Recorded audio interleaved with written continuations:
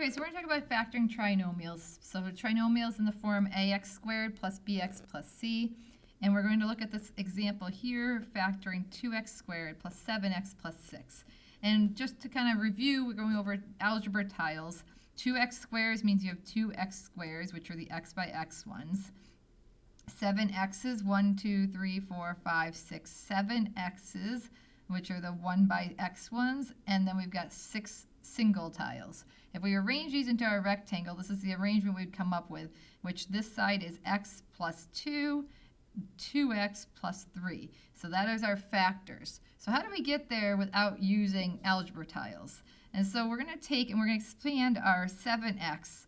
And if we notice, there's a group of 4 x's here and a group of 3 x's here. So we expanded it. So the 7x is 4x plus 3x. And then if we do grouping, now that we've expanded or split the middle, as I refer to it, if we group this, we should be able to find the factors that we saw up above. So the GCF here is 2x, and we get x plus 2. And the GCF over here would be 3, and you'd see you get x plus 2. And then, as we talked about before, we smile because these match. My new common factor is x plus 2. When I cancel that, I get 2x plus 3. And you notice that this is the same answer we got using the algebra tiles. So to find this and do grouping without using the algebra tiles, what we must know is when we expand, the ax squared, which is the first term, and the c, which is the last term, stay the same. And we're going to split the bx into 2 new terms. How do we find these new terms? Well, I want to find the bx, m plus n must equal b. So these 2 terms must add to give us the middle term. Right? And then to find the other thing you need to do is a times c, so the product of a times c must equal b. Or sorry, m plus b or m plus n. Okay?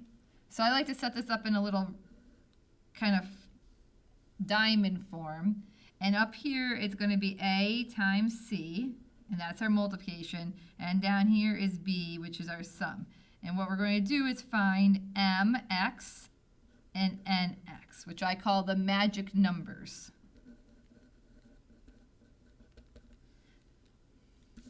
So let's look at the example on the next page to see if we can follow this through.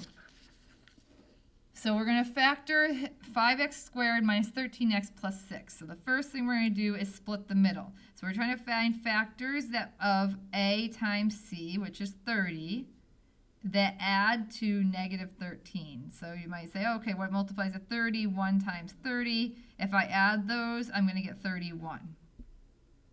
How about 2 times 15? If I add those, I'm going to get 17. 3 times 10, if I add those, I get 13. They go, oh, look, I'm on to something, but I'm supposed to get a negative 13. So to get a negative 13, what about if I knew negative 3 times negative 10? Then when I add those, I get negative 13. So then we're going to expand. So the first term always stays the same. Our middle is going to be negative 3x minus 10x, because those are our 2 magic numbers. Again, we can set this up like this. We multiply to 30, and we add to negative 13. And our answers are negative 10 and negative 3. And then the last number is 6. And now we're going to use grouping. Our GCF of this group is x, and we get 5x minus 3. The GCF of this group is negative 2. And we factor that, we get 5x minus 3. Anytime there's a negative sign here, we're going to use that when we factor. Now our GCF is 5x minus 3, and we cancel that away. We get x minus 2. And if we want to know that our answer is correct, we can then distribute this and check it. So if we distribute out, we get 5x squared minus 10x minus 3x plus 6. And we combine our like terms, 5x squared minus 13x plus 6, and that checks.